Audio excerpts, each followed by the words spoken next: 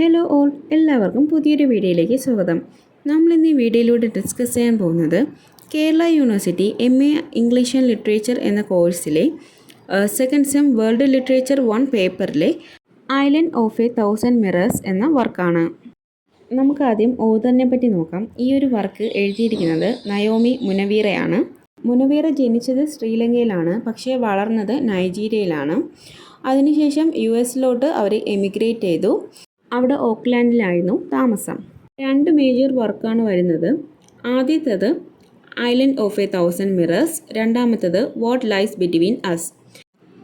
Island of 1000 മിറേഴ്സിന് Commonwealth book prize award കിട്ടിയിട്ടുണ്ടായിരുന്നു. അതുപോലെ തന്നെ വാട്ട് ലൈസ് ബിറ്റ്വീൻ അസിന് Sri Lankan national book award for best English novel അവാർഡും കിട്ടിയിട്ടുണ്ടായിരുന്നു. ഐലൻഡ് ഓഫ് 1000 മിറേഴ്സ് എന്ന ഈ നോവല് എഴുതിയിട്ടുള്ളത് സിൻഹള തമിഴ് വാറിനെ ബേസ് ചെയ്താണ്. ഈ ഒരു വർക്കിന് 2 നറേറ്റേഴ്സാണ് ഉള്ളത്. ആദ്യത്തേത് യശോധാര, രണ്ടാമത്തേത് സരസ്വതി. യശോധാര സിൻഹള ഫാമിലി വരുന്ന ഒരു അപ്പർ ക്ലാസ് വുമണാണ്. സരസ്വതി ഒരു തമിഴ് വുമനാണ്. സരസ്വതിയും യശോധാരയും തമ്മിൽ പ്രത്യേകിച്ച് റിലേഷൻഷിപ്പൊന്നുമില്ല. അവർ രണ്ടാളും 2 കൾച്ചറിൽ താമസിക്കുന്ന വുമണാണ്. അതുപോലെ തന്നെ യശോധാര സിൻഹള കമ്മ്യൂണിറ്റിയെ റെപ്രസെൻ്റ് ചെയ്യുന്നു, സരസ്വതി തമിഴ് കമ്മ്യൂണിറ്റിയെ റെപ്രസെൻ്റ് ചെയ്യുന്നു. എങ്ങനെയാണ് സിൻഹള തമിഴ് വാർ സരസ്വതിയെയും യശോധാരയെയും അഫക്റ്റ് ചെയ്യുന്നത്, എങ്ങനെയാണ് അവരുടെ ലൈഫ് ചേഞ്ച് ചെയ്യുന്നത് എന്നൊക്കെയാണ് നയോമി ഈ ഒരു വർക്കിലൂടെ കാണിച്ചു തരുന്നത്.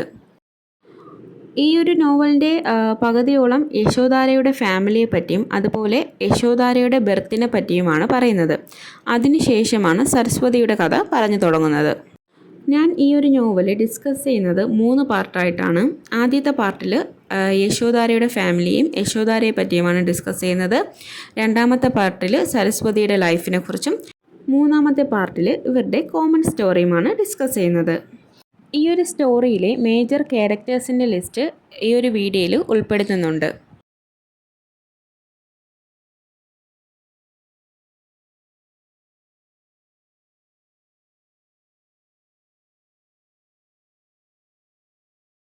ഇനി നമുക്ക് പാർട്ട് 1 കിടക്കാം.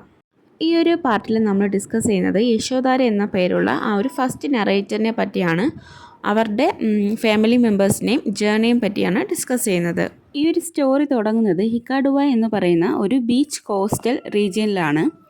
അവിടെ ഒരു ആയുർവേദിക് ഡോക്ടറുണ്ട്. അദ്ദേഹത്തിൻ്റെ പേരൊന്നും മെൻഷൻ ചെയ്യുന്നില്ല. അദ്ദേഹത്തിൻ്റെ വൈഫാണ് ബീറ്റ് റൈസ് മുറൈൽ. അദ്ദേഹത്തിന് 2 മക്കളാണുള്ളത്. ആദ്യത്തെ ആൾ, ഇവർ 2 ട്വിൻസാണ്. ആദ്യത്തെ ആൾ മാലയും, രണ്ടാമത്തെ ആൾ നിഷാനും. ഈ ഒരു ആയുർവേദിക് ഡോക്ടറിൻ്റെ കാര്യം പറയുമ്പോൾ അദ്ദേഹം ആ ഒരു കോസ്റ്റൽ റീജിയനിലുള്ള ഫിഷർമാനൊക്കെ ആയിട്ട് വളരെ അടുപ്പത്തിലുള്ള ഒരു വ്യക്തിയായിരുന്നു. അദ്ദേഹത്തിൻ്റെ പദവിയോ പ്രശസ്തിയോ ഒന്നും നോക്കാതെ അവരൊക്കെ ആയിട്ട് നല്ല ഇടപഴകിയാണ് ജീവിച്ചിരുന്നത്. പക്ഷേ അദ്ദേഹത്തിൻ്റെ വൈഫായ ബീട്രൈസ് മുറേലിന് ഈ ഒരു ഫ്രണ്ട്ഷിപ്പൊന്നും ഇഷ്ടമില്ലായിരുന്നു. എപ്പോഴും ഇവർ തമ്മിൽ വാക്ക് തർക്കങ്ങൾ നടക്കുമായിരുന്നു ഈ ഒരു കാര്യത്തെ പറ്റി. പിന്നെ പറയുന്നത് ബീട്രൈസ് മുറേലിൻ്റെ പ്രസവത്തെക്കുറിച്ചാണ്. ട്വിൻസ് ആയിരുന്നു മാലയും നിഷാനും. പക്ഷേ ഇതിലൊരു പ്രത്യേകത ഉണ്ട്. നിഷാൻ എന്ന് പറയുമ്പോൾ അത്യാവശ്യം നല്ല ഫെയർ സ്കിന്നുള്ള ഒരു ബോയ് ആയിരുന്നു. മാല ഡാർക്ക് സ്കിന്നുള്ള ഒരു ഗേളായിരുന്നു. ഇവളുടെ പ്രസവം നടക്കുന്നത് അവളുടെ വീട്ടിൽ വെച്ചായിരുന്നു. ആ ടൈമിൽ ഈ ഒരു മാലയെ കാണുമ്പോഴത്തേക്കും അവളുടെ അമ്മയും അതുപോലെ തന്നെ റിലേറ്റീവ്സൊക്കെ ഒരുപാട് വഴക്ക് പറയും. അവർ പറയും അവരുടെ ഒറിജിനിൽ ഇങ്ങനെ ഡാർക്ക് സ്കിന്നുള്ള ഒരു കുട്ടി ഇതുവരെ പ്രസവിച്ചിട്ടില്ല, ഇത് തീർച്ചയായും അവളുടെ അച്ഛൻ്റെ ഫാമിലിയിലെ കുട്ടിയായിരിക്കും, അവരുടെ ഒരു സ്കിൻ ടോണാണ് ഇവർക്ക് കിട്ടിയതെന്ന് പറയും. ഇതൊക്കെ കേൾക്കുമ്പോൾ ബീട്രൈസ് മുറേലിനും വളരെയധികം ഒരു ഷെയിമൊക്കെ തോന്നുമായിരുന്നു.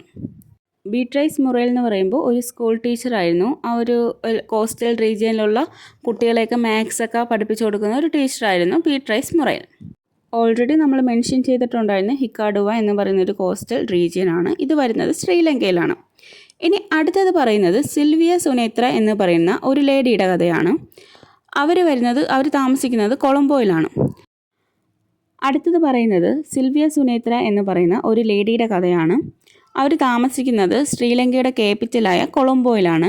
അവരൊരു ജഡ്ജിൻ്റെ ഭാര്യയാണ്. അദ്ദേഹത്തിൻ്റെ നയമൊന്നും ഇതിൽ മെൻഷൻ ചെയ്യുന്നില്ല. അവർക്ക് 2 മക്കളാണുള്ളത്. ആദ്യത്തെ ആളുടെ പേര് ആനന്ദ, രണ്ടാമത്തെ ആളുടെ പേര് വിശാഖ. ഇവരും നേരത്തെ മെൻഷൻ ചെയ്ത ബീട്രൈസ് മുറേലിൻ്റെ ഫാമിലി പോലെ തന്നെ സിൻഹളാസ് ആണ്. ഇവർ 2 ഫാമിലിയും സിൻഹളാസ് ആണ്. അതുപോലെ അത്യാവശ്യം നല്ല വെൽത്തുള്ള ബാക്ക്ഗ്രൗണ്ടിൽ നിന്നാണ് ഇവർ 2 പേരും വന്നിരിക്കുന്നത്. ഈ ഒരു സ്റ്റോറിയിൽ ഓൾട്ടർനേറ്റീവ്ലി ആണ് ഈ രണ്ട് ഫാമിലിയുടെ കഥയും പറയുന്നത്. പക്ഷെ അത് കുറച്ച് കൺഫ്യൂഷനാണ്. അതുകൊണ്ട് ഞാൻ ഒരുമിച്ച് പറഞ്ഞു പോകാം. ആദ്യം ബീട്രേസ് മുറലിൻ്റെ ഫാമിലിയുടെ നോക്കാം. അപ്പോൾ നിഷാന് വളരെയധികം സ്ട്രഗിൾ ചെയ്യുകയാണ് അവൻ്റെ മീൻസ് പഠനമൊക്കെ കംപ്ലീറ്റ് ചെയ്യാൻ. ബീട്രേസ് മുറൽ വളരെയധികം പ്രഷർ അവന് കൊടുക്കുന്നുണ്ട്. അങ്ങനെ ഒരു ടൈമിൽ പൊയ്ക്കൊണ്ടിരിക്കുമ്പോൾ മാലയുടെ കഥ പറയുമ്പോൾ മാല ഈ ഒരു ഡസ്കി സ്കിൻ ആയതുകൊണ്ടും ഒരു വുമൺ ആയതുകൊണ്ട് തന്നെ ഓൾറെഡി അവൾ മാർജിനലൈസ് ചെയ്യപ്പെടുവാണ് ആ വീട്ടിൽ. അവളുടെ ആഗ്രഹങ്ങളൊന്നും അവൾക്ക് പുറത്തു പറയാൻ സാധിക്കുന്നുണ്ടായിരുന്നില്ല. ബീട്രേസ് മുറലിൻ്റെ കണ്ണ് തെറ്റുമ്പോൾ അവൾ സ്ട്രീറ്റിൽ പോയി അവിടെയുള്ള പിള്ളേരുടെ കൂടെ ക്രിക്കറ്റൊക്കെ കളിക്കുമായിരുന്നു. അതുപോലെ ബീട്രേസ് മുറയിൽ കാണാതെ അവൾ തിരിച്ചു വരും. അങ്ങനെ കുറച്ച് ഇൻസിഡൻസ് ഒക്കെ നടക്കുന്നുണ്ട്. ഒരു ദിവസം മുറയിലും മാലയും കൂടി തുണി കഴുകാനായിട്ട് പുഴക്കടവിൽ പോകുമ്പോൾ ഒരു ഇൻസിഡൻ്റ് ഉണ്ടാവും. അവിടെ ഉണ്ടായിരുന്ന ലേഡി അവളുടെ ആ ഒരു കളറിനെ ബ്ലെയിം ചെയ്ത് പറയും. അവർ പറയും അവരുടെ സഹോദരിക്കും ഇതേപോലൊരു മോളുണ്ടായിരുന്നു. ഒന്നുകിൽ ഈ ഒരു മണലെടുത്ത് അവളുടെ ദേഹത്ത് ഫുൾ ഉരയ്ക്കണം, അല്ലെങ്കിൽ കോക്കനട്ട് ഹസ്ക് എടുത്ത് അവളുടെ ദേഹത്ത് ഉരയ്ക്കണം. അവരുടെ സഹോദരി എപ്പോഴും ആ കുട്ടിക്ക് ടെർമറിക് ഇട്ട് കൊടുത്താണ് അവളുടെ കളർ ഇപ്പോഴെങ്കിൽ കുറച്ച് ബെറ്റർ ആയത് എന്നൊക്കെ പറയും. ഇതൊക്കെ കേൾക്കുമ്പോൾ മുറയിലിന് വളരെയധികം ദേഷ്യവും ഇവളുടെ ഈ കളറിനോട് വളരെയധികം ഷെയിമൊക്കെ തോന്നുമായിരുന്നു. വേറൊരു ഇൻസിഡൻ്റ് ഉണ്ടാകുന്നത് നിഷാന് ഓൾറെഡി ഒരു പെൺകുട്ടിയോട് ക്രഷ് തോന്നും. ഇവർ സ്കൂളിൽ പോണ വഴിക്ക് കുറച്ച് സിൻഹളാസ് വന്ന് ഇവരെ പിടിച്ച് നിർത്തിയിട്ട് ആ ഒരു പെൺകുട്ടിയെ അവർ നാണം കെടുത്തും. അവൾ ഒരു ഡാർക്ക് സ്കിന്നുള്ള ഒരു കുട്ടിയാണ്. അപ്പോൾ മീൻസ് ആ സിൻഹളാസ് വിചാരിക്കും അവളൊരു തമിഴ് പെൺകുട്ടിയാണെന്ന് പറഞ്ഞ് നാണം കെടുത്തും. പക്ഷേ ഇവരുടെ ഒരു ടീച്ചർ കൂടെ കാണും. അവർ വന്ന് പറയും ഈ കുട്ടി സിൻഹളയാണ്, തമിഴല്ല എന്നൊക്കെ പറഞ്ഞ് കുറച്ച് മന്ത്രങ്ങളൊക്കെ പറഞ്ഞു കൊടുക്കുമ്പോൾ അവർക്കത് മനസ്സിലാവും. പിന്നെ പറയുന്നത് നിഷാനും മാലയും യൂണിവേഴ്സിറ്റി എൻട്രൻസ് എക്സാം പാസ്സാവും. ഇവർ രണ്ടുപേരും കൊളംബോയിലുള്ള യൂണിവേഴ്സിറ്റിയിലോട്ട് പോകും. അവിടെ വെച്ച് മാലയ്ക്ക് ഒരു പയ്യനുമായിട്ട് അഫെയർ ഉണ്ടാവും. ആ പയ്യൻ്റെ പേരാണ് അനുരാധ. വീട്ടിൽ കുറേ കോൺട്രവേഴ്സീസ് ഒക്കെ നടക്കുമെങ്കിലും അവസാനം മുറയിൽ ആ ഒരു മാരേജിന് സമ്മതിക്കും. അനുരാധയുടെയും അതുപോലെ തന്നെ മാലയുടെയും കല്യാണം കഴിയും. അടുത്തത് പറയുന്നത് നിഷാൻ്റെ കാര്യമാണ്. നിഷാൻ യൂണിവേഴ്സിറ്റി സ്റ്റഡീസൊക്കെ കഴിഞ്ഞിട്ട് കൊളംബോയിൽ തന്നെ വർക്ക് ചെയ്യും. ഓൾറെഡി നമ്മൾ മെൻഷൻ ചെയ്തിട്ടുണ്ടായിരുന്നു സിൽവിയ സുനേത്ര അത്യാവശ്യം വെൽത്തി ഫാമിലിയിൽ നിന്നാണ് വരുന്നത്. അതുപോലെ തന്നെ അവരുടെ വീട്ടിൽ ഒരു വേലക്കാരി ഉണ്ടായിരുന്നു, ആലീസ് എന്നാണ് പേര്. അവരുടെ ബാക്ക് കുറച്ച് കൂനലൊക്കെ ഉള്ള ഒരു ലേഡി ആയിരുന്നു അവർ. ആലീസിന് ഒരു മോനും കൂടി ഉണ്ടായിരുന്നു. അവൻ്റെ പേരാണ് കസൂൺ. സിൽവിയ സുനേത്രയുടെ മോനായ ആനന്ദ് UK പഠിക്കാൻ പോകും. അവിടെ വെച്ച് ഒരു മിഡിൽ ക്ലാസ്സിലുള്ള ഒരു പെൺകുട്ടിയായിട്ട് ലവ് അഫെയറിൽ ഏർപ്പെടും. ആ ഒരു കാര്യം അറിയുമ്പോൾ സിൽവിയ സുനേത്രയ്ക്ക് വളരെയധികം വിഷമമുണ്ട്. ഈ ഒരു കാര്യം അവൻ്റെ അച്ഛനോട് പറഞ്ഞാൽ വേറെ പ്രശ്നങ്ങളുണ്ടാവുമെന്ന് പറഞ്ഞ് സിൽവിയ അതൊന്നും അച്ഛനോട് പറയില്ല. അങ്ങനെ ഇരിക്കുമ്പോഴാണ് സിൽവിയ സുനേത്രയുടെ ഹസ്ബൻഡ് മരിക്കും. ഈ ഒരു മരണത്തിന് ശേഷം അവർക്ക് ഏറ്റവും കൂടുതൽ പേടി വിശാഖയുടെ കാര്യം ഓർത്തിട്ടായിരുന്നു. അവർക്ക് എപ്പോഴും പേടിയായിരുന്നു. കാരണം സ്കൂളിൽ പോകുമ്പോൾ അവിടുത്തെ ബോയ്സൊക്കെ അവളെ ശല്യപ്പെടുത്തുമോ, വഴിയിലുള്ള ബോയ്സൊക്കെ ശല്യപ്പെടുത്തുമോ, ഇവളുടെ കസിൻ ബ്രദേഴ്സൊക്കെ അവളെ ശല്യപ്പെടുത്തുമോ എന്നൊക്കെ വിചാരിച്ച് അവരെപ്പോഴും ടെൻഷനിലായിരുന്നു. അപ്പോൾ അവർ വിചാരിക്കും സിൽവിയയുടെ കല്യാണം ഈ ഒരു സ്കൂൾ എഡ്യൂക്കേഷൻ കഴിഞ്ഞ ഉടൻ അവളുടെ കല്യാണം നടത്തി കൊടുക്കണമെന്ന്. സിൽവിയ സുനേത്രയ്ക്ക് ഇഷ്ടം പോലെ കടങ്ങളൊക്കെ കാണും. അപ്പോൾ അവരുടെ ഫിനാൻഷ്യൽ സ്റ്റേറ്റൊക്കെ വളരെയധികം പ്രശ്നത്തിലാവും. അങ്ങനെ അവരുടെ വീടിൻ്റെ മുകളിലത്തെ നില അവർ റെൻറ്റിന് കൊടുക്കാൻ വേണ്ടി തീരുമാനിക്കുമ്പോൾ ആദ്യം അവരെ അപ്രോച്ച് ചെയ്യുന്നത് ഒരു തമിഴ് ഫാമിലിയാണ്, ശിവലിംഗം ഫാമിലിയാണ് വന്ന് ഇവരെ അപ്രോച്ച് ചെയ്യുന്നത്. പക്ഷേ ഇവരൊരു തമിഴ് ആയതുകൊണ്ട് തന്നെ ആദ്യം സിൽവിയ സുനേത്രയ്ക്ക് അവർ ഇൻട്രസ്റ്റ് ഒന്നും ഇല്ലായിരുന്നു. പക്ഷേ അവർ 3 മാസത്തെ വാടക ഒരുമിച്ച് കൊടുത്തതുകൊണ്ട് അവർ വീട് കൊടുക്കും.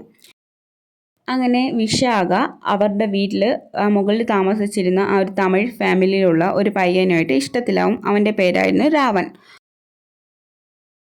അവരുടെ വീട്ടിൻ്റെ ആ ഒരു അവിടെ ഒരു ജാസ്മിൻ ചെടിയുണ്ട്. അതിൻ്റെ അടുത്തായിട്ട് അണ്ടർഗ്രൗണ്ടിലോട്ട് പോകുന്ന ഒരു റൂം ഉണ്ടായിരുന്നു. ഇവരതിനെ ബ്ലൂ റൂം എന്നാണ് വിളിച്ചിരുന്നത്. കാരണം ആ ഒരു ബ്ലൂ റൂം എന്ന് വെച്ചാൽ ആ ഒരു വാൾസ് ഫുൾ ബ്ലൂ കളറായിരുന്നു. ആ ഒരു സ്ഥലത്ത് വെച്ച് നമ്മുടെ വിശാഖയും അതുപോലെ തന്നെ രാവണും ഒരുപാട് ടൈം സ്പെൻഡ് ചെയ്യുമായിരുന്നു. രാവൺ ഒരു ദിവസം വിശാഖയോട് ചോദിക്കും അവർ തമ്മിൽ കല്യാണം കഴിച്ചാലോ എന്ന്. പക്ഷേ വിശാഖ അതിന് സമ്മതിക്കില്ല. കാരണം വിശാഖ ഒരു സിൻഹള ഫാമിലിയിൽ നിന്നാണ് വരുന്നത്, രാവൺ ഒരു തമിഴ് ഫാമിലിയിൽ നിന്നാണ് വരുന്നത്. അവൾക്കറിയാം എന്തായാലും ഈ ഒരു പ്രൊപ്പോസൽ ഇവരുടെ വീട്ടിൽ സമ്മതിക്കില്ല എന്ന്. അങ്ങനെ അവർ ബ്രേക്കപ്പ് ആവും. അതിനുശേഷം വിശാഖ പോയി രാവനോട് സംസാരിക്കുന്നുണ്ട്. പക്ഷേ ആ ഒരു റിലേഷൻ ഒത്തുപോകത്തില്ല. അതിനൊക്കെ ശേഷം വിശാഖ അറിയുന്നത് എന്താണെന്ന് വെച്ചാൽ രാവൻ്റെ കല്യാണം ഉറപ്പിച്ചു. വേറൊരു പെൺകുട്ടിയായിട്ട് രാവൻ്റെ കല്യാണം നടക്കാൻ പോവുകയാണ്. ഇനി അടുത്തത് പറയാൻ പോകുന്നത് നിഷാൻ്റെയും വിശാഖയുടെയും കഥയാണ്. ഇതിൽ വരുന്നത് നിഷാൻ ഒരു ദിവസം ഒരു ബർത്ത്ഡേ പാർട്ടിക്ക് പോകുമ്പോൾ അവിടെ വെച്ച് വിശാഖയെ കാണുകയാണ്. അപ്പോൾ നിഷാന് വിശാഖയെ ഇഷ്ടപ്പെടും. അപ്പോഴേക്കും നിഷാൻ ഒരു എൻജിനീയറും അതുപോലെ തന്നെ വിശാഖ ഒരു ഡോക്ടറും ആയിട്ടുണ്ടാവും.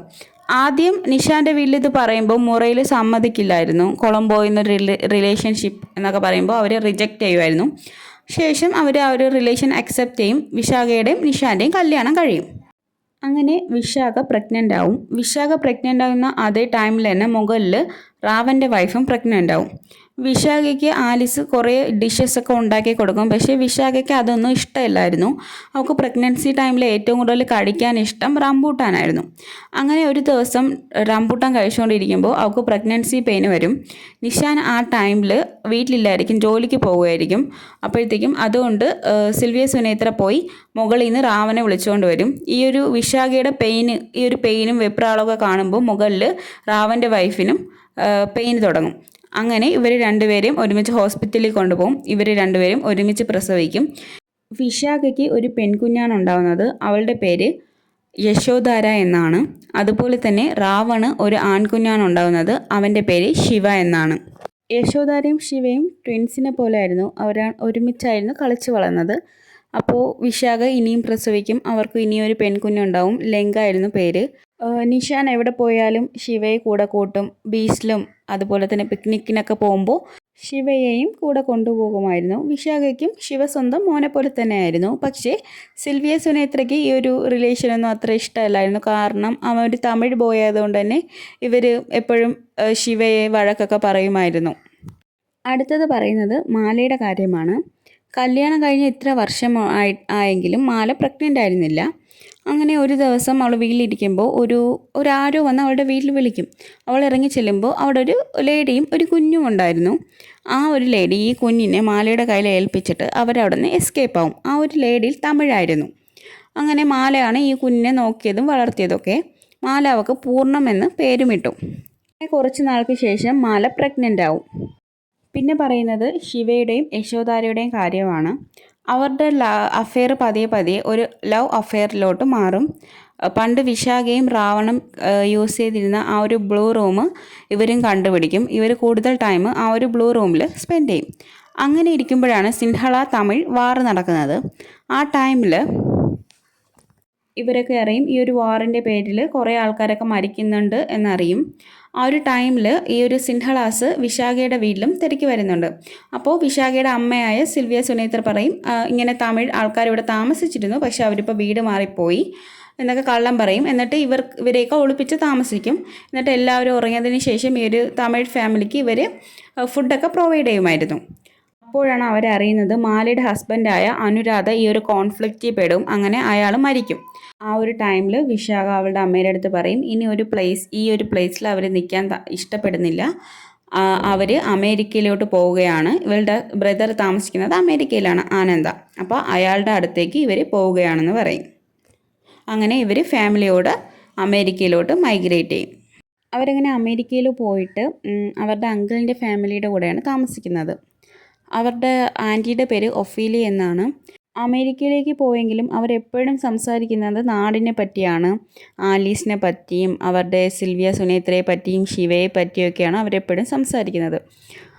അമേരിക്ക ഫ്രീ കൺട്രിയാണെന്ന് പറയുന്നെങ്കിലും അവർക്ക് പുറത്തോട്ട് ഇറങ്ങി നടക്കാനോ കളിക്കാനോ ഒന്നും പറ്റത്തില്ലായിരുന്നു. അങ്ങനെ കുറേ നാൾക്ക് ശേഷം ഒരു 6 മാസം കഴിഞ്ഞപ്പോൾ ഇവർ വേറൊരു 1 ബെഡ്റൂം അപ്പാർട്ട്മെൻറ്റിലോട്ട് മാറി. അവിടെ വെച്ച് എപ്പോഴും വിശാഖയും അവരുടെ അച്ഛനായ നിഷാനും തമ്മിൽ കോൺഫ്ലിക്റ്റ് ഒക്കെ നടക്കും. ഈ ഒരു ഫിനാൻഷ്യൽ സ്റ്റേറ്റസിനൊക്കെ പറ്റി സംസാരിച്ച്. ആ ടൈമിൽ വിശാഖ ഒരു സ്കൂൾ ടീച്ചറായിട്ട് വർക്ക് ചെയ്യുവാണ്. അതുപോലെ തന്നെ നിഷാൻ അവരുടെ അങ്കിളിൻ്റെ ക്ലിനിക്കിലാണ് വർക്ക് ചെയ്യുന്നത്.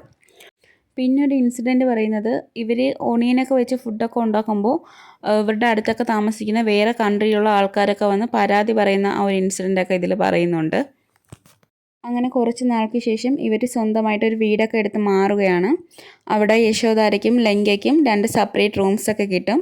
യശോധാര കൂടുതൽ ഫോക്കസ് ചെയ്തിരുന്നത് ബുക്സിലായിരുന്നു. അതുപോലെ ലങ്കയ്ക്ക് ഏറ്റവും കൂടുതൽ ഇഷ്ടം പെയിൻറ്റിങ്സ് ആയിരുന്നു. ഇവർ അമേരിക്കയിലാണ് താമസിക്കുന്നതെങ്കിലും ഇവർ കൊളംബോയിലുള്ള വിശേഷങ്ങളൊക്കെ അറിയുകയാണ്. ഇപ്പോഴും സിൻഹള തമിഴ് വാറൊക്കെ നടക്കുകയാണ്. അതുപോലെ കുറേ ആൾക്കാർ മരണപ്പെടുന്നുണ്ട്. ഈ ഒരു ബോംബ് പൊട്ടുന്ന ഒരു ന്യൂസൊക്കെ റേഡിയോയിലൂടെ കേൾക്കുന്നുണ്ട്. ഇവരുടെ അങ്കിളായ ആനന്ദയ്ക്ക് ഇതൊക്കെ കേൾക്കുമ്പോൾ വളരെയധികം ദേഷ്യം വരുന്നുണ്ട്. കാരണം അവരുടെ സിൻഹളാസിനെയൊക്കെ കൊല്ലുന്നു എന്ന് പറഞ്ഞ് അദ്ദേഹം വളരെയധികം ദേഷ്യപ്പെടുന്നുണ്ട്. അതുപോലെ ഇവർക്ക് ആ ഒരു നാടിൻ്റെ കാര്യമൊക്കെ ആലോചിച്ച് വളരെയധികം സങ്കടം വരുന്നുണ്ട്. അങ്ങനെ യശോധാരയുടെ സ്കൂൾ ലൈഫൊക്കെ കഴിഞ്ഞു. അവൾ യൂണിവേഴ്സിറ്റിയിലോട്ട് ജോയിൻ ചെയ്യാൻ പോവുകയാണ്. അവൾക്ക് കൂടുതലും ബുക്സിനോടായിരുന്നു താല്പര്യം. പക്ഷേ അവളുടെ പേരൻസിൻ്റെ നിർബന്ധപ്രകാരം അവൾ ലോ സ്കൂളിലോട്ട് പോയി. ആ ഒരു ടൈം പീരീഡ് അവളുടെ ലൈഫ് ചേഞ്ചിങ് മൊമെൻ്റ് ആയിരുന്നു. കാരണം അവൾ അവിടെ പോയതിന് ശേഷം കൂടുതലായിട്ടും ആൽക്കഹോളൊക്കെ യൂസ് ചെയ്യാൻ തുടങ്ങി. അതുപോലെ തന്നെ അവളുടെ വെർജിനിറ്റി ലോസായി. അവൾ 2 വർഷത്തോളം ഒരാളുമായിട്ട് ഇഷ്ടത്തിലായിരുന്നു. പക്ഷേ കുറച്ച് പ്രശ്നങ്ങൾ കാരണം അവനുമായിട്ട് ബ്രേക്കപ്പായി അവൾ തിരിച്ച് നാട്ടിലോട്ട് വന്നു. ആ ടൈമിൽ അവളെ വീട്ടുകാർ അവൾക്ക് കല്യാണാലോചന നടത്തി. അങ്ങനെ സിദ്ധാർത്ഥ് എന്ന് പറയുന്ന ഒരു ശ്രീലങ്കൻ ഒരു ബോയാണ് ഇപ്പോൾ അമേരിക്കയിലാണ് താമസിക്കുന്നത്. അവനുമായിട്ട് ഇവളുടെ കല്യാണം ഉറപ്പിച്ചു. മാരിറ്റൽ ലൈഫൊക്കെ അത്യാവശ്യം സ്മൂത്തായിട്ട് പോയിക്കൊണ്ടിരിക്കുന്ന ടൈമിൽ ഇവളുടെ അനിയത്തി ലങ്കയും യൂണിവേഴ്സിറ്റിയിലോട്ട് ചേർന്നു. അങ്ങനെ അവിടെ വെച്ചാണ് ലങ്ക ഇവളെ വിളിക്കുമ്പോൾ പറയുന്നുണ്ട്, ചേച്ചി എനിക്കിങ്ങനെ ഒരാളുമായിട്ട് ഇഷ്ടത്തിലാണ്. അയാളൊരു എൻ്റെ പ്രൊഫസറാണ്. മീൻസ് അവളെയും കാട്ടി അത്യാവശ്യം നല്ല ഏജ് ഗ്യാപ്പൊക്കെ വരുന്നുണ്ട്. ഞാൻ എങ്ങനെ വീട്ടിലൊക്കെ പറയൂ എന്നൊക്കെ ചോദിച്ച് ഇങ്ങനെ ലങ്കയും യശോധാരയും തമ്മിൽ ഫോൺ കോളൊക്കെ ചെയ്യുന്നുണ്ട്. അങ്ങനെ ഒരു ലീവിന് ലങ്ക തിരിച്ച് വീട്ടിലോട്ട് പോകും. അമേരിക്കയിൽ അവളുടെ വീട്ടിൽ ലോസ് ഏഞ്ചൽസിൽ തിരിച്ച് വരും. ആ ടൈമിൽ ആ ഒരു പ്രൊഫസർ ഇവളെ വിളിക്കുകയോ കോണ്ടാക്റ്റ് ചെയ്യുകയോ അല്ലെങ്കിൽ മെസ്സേജ് അയക്കുകയോ ഒരു തരത്തിലുള്ള ഒരു കോണ്ടാക്റ്റും അയാൾ കീപ്പ് ചെയ്യില്ല. അപ്പോൾ ലങ്കയ്ക്ക് അതിൽ ഭയങ്കര സങ്കടം തോന്നും. ചിലപ്പോൾ അവൾ വിചാരിക്കും ചിലപ്പോൾ അയാൾ വർക്കിൽ ബിസി ആയിരിക്കും, അതായിരിക്കും അവളെ വിളിക്കാത്തത് എന്നൊക്കെ പറയും. എന്നിട്ട് ഒരു ദിവസം രാത്രി യശോധാര കിടന്നുറങ്ങുമ്പോൾ ഒരു മിഡ് നൈറ്റിൽ ലങ്ക യശോധാരയെ വിളിച്ചിട്ട് പറയും ഇങ്ങനെയൊക്കെ സംഭവങ്ങൾ നടന്നു. അപ്പോൾ അവൾ പറയും ഞാൻ ഒന്നും കൂടി യൂണിവേഴ്സിറ്റിയിൽ പോയി നോക്കട്ടെ എന്നൊക്കെ പറയും. അങ്ങനെ ഇവൾ യൂണിവേഴ്സിറ്റിയിൽ പോയി നോക്കുമ്പോൾ ഇയാൾ വേറൊരു വുമണുമായിട്ട് ഫ്ലേർട്ട് ചെയ്യുന്നത് ഇവൾ കാണും. അങ്ങനെ ഇവൾ തിരിച്ച് നേരെ യശോധാരയുടെ അടുത്ത് വരും. കുറേ നാൾ യശോധാരയുടെ കൂടെയാണ് ലങ്ക താമസിച്ചത്. ആ ടൈമിൽ ലങ്ക ഫുൾ മെൻ്റലി വീക്കായിരുന്നു. അവൾ ഒരു കാര്യത്തിൽ ഇൻട്രസ്റ്റ് കാണിച്ചിരുന്നില്ല. അവൾ കണ്ണ് കണ്ടാലേ അറിയാം ഫുൾ ഡ്രൈ ആയിരുന്നു. എപ്പോഴും ഇങ്ങനെ ചുമന്ന് വളരെയധികം സ്മെല്ലായിട്ട് നിൽക്കുമായിരുന്നു. അങ്ങനെ ഒരു ദിവസം ലങ്ക തീരുമാനിച്ചു തിരിച്ച് യൂണിവേഴ്സിറ്റിയിലോട്ട് പോകണം. അവൾക്ക് പെയിൻറ്റിങ് ഭയങ്കര ഇഷ്ടമായിരുന്നു. ആ ഒരു ഫീൽഡിലോട്ട് ഇനിയും കുറച്ചുകൂടി ഡെവലപ്മെൻറ്റ് കൊണ്ടുവരണമെന്ന് വിചാരിച്ച് അവൾ തിരിച്ച് യൂണിവേഴ്സിറ്റിയിലോട്ട് പോകും. ഇവിടെ വരുമ്പോൾ യശോധാരയുടെ ഫാമിലി ലൈഫ് പതിയെ കൊളാപ്സ് ആവാൻ തുടങ്ങും. യശോധാരയ്ക്ക് മനസ്സിലാവും സിദ്ധാർത്ഥിന് വേറൊരു പെൺകുട്ടിയായിട്ട് ഓൾറെഡി ഒരു റിലേഷൻഷിപ്പ് ഉണ്ട്. അങ്ങനെ ഇവർ തമ്മിൽ കുറച്ച് വാക്ക് തർക്കങ്ങളൊക്കെ ആകുമ്പം സിദ്ധാർത്ഥ പറയും യശോധാരയെ കല്യാണം കഴിക്കുന്ന മുമ്പ് തന്നെ അവനൊരു പെൺകുട്ടിയെ ഇഷ്ടമായിരുന്നു. പക്ഷേ ഫാമിലി അത് സമ്മതിച്ചില്ല. അവരുടെ നിർബന്ധപ്രകാരമാണ് യശോധാരയെ കല്യാണം കഴിച്ചത്. പക്ഷേ ഇപ്പോഴും ആ പെൺകുട്ടിയായിട്ട് ഒരു റിലേഷൻഷിപ്പ് സിദ്ധാർത്ഥ കീപ്പ് ചെയ്യുന്നുണ്ട്.